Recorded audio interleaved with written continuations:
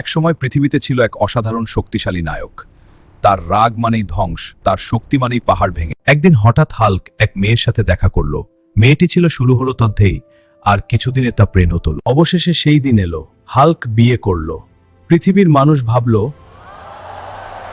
বিয়ের পরের সকাল, হাল্ক ভাবছিল আজ হয়তো সে আবার দানবদের সাথে যুদ্ধ করবে। শোনো, আগে বাজার করে আসো। আমাকে বাজারে? আমি শুধু পেঁয়াজ আর আলু কিনতে এসেছি। এই আলুগুলো কেটে দাও।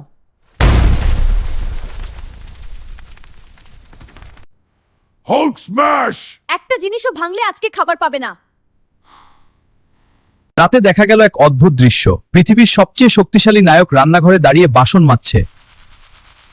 হালুম রান্না করছে দেখছিস? হ্যাঁ, আর অ্যাপ্রন পরা। এটা সত্যি হাসির ব্যাপার। একদম তাই। বাইরে আমি হিরো, কিন্তু ঘরে আমি শুধু একজন স্বামী। আবার একটা তালিকা? হ্যাঁ, বাজার, ঘর পরিষ্কার, বাগান পরিষ্কার। এত কাজ, আমি হতবাক। শক্তি দিয়ে সব যুদ্ধ জেতা যায় না। এভাবেই নায়ক নিজের ঘরের সবচেয়ে শান্ত মানুষ হয়ে গেল।